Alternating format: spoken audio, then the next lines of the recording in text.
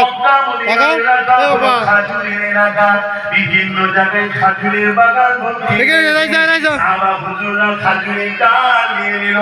ওই খাজুরের ডাল নিয়ে আসমানের দিকে মুখ করে বলে, আল্লাহ জয় হাত তো আপনার কুদরতি হাতে, ফয়সালা তো আপনার হাতে। নবীর পক্ষে, ইনসাফের পক্ষে, গরিবের পক্ষে আওয়াজ তুলেছি। আল্লাহ আপনি সাহায্য করেন, সাহায্য করেন, সাহায্য করে। ওই খাজুরের ডালগুলো ধারালো অস্ত্র থেকে কাজ হতে লাগলো।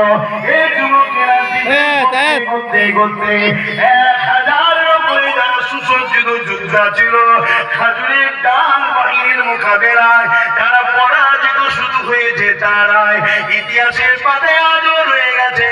তারা গোহারা খেয়ে গিয়েছিল।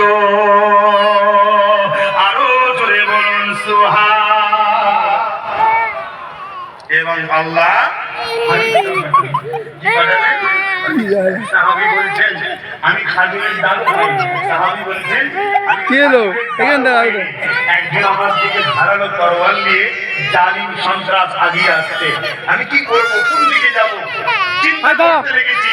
এমন সময় দেখি ওনার কাজ বরাবর আসলো, অটোমেটিক তার ধর থেকে কল্লাটা পড়ে গেল। রহমতের ফেরেশতা নামিয়েছিল 3000 কম বেশি।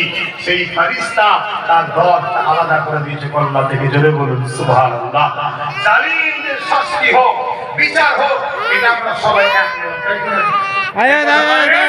আমার দেশে ওই জালিমদের ঘরে আগে শাস্তি দিতে হবে। এখন যারা জালিম নয় তাদেরকে শাস্তি দিতে হবে। এখন দেশ প্রেমিকদের ঘরে জেল দেওয়া হয়, আর দেশের জাতদের ঘরে বিদেশে যাওয়ার ব্যবস্থা করে দেওয়া হয়। দেশের টাকা দিয়ে পাওয়া কথা ভুল বলা হচ্ছে। এখন যারা রেপ করে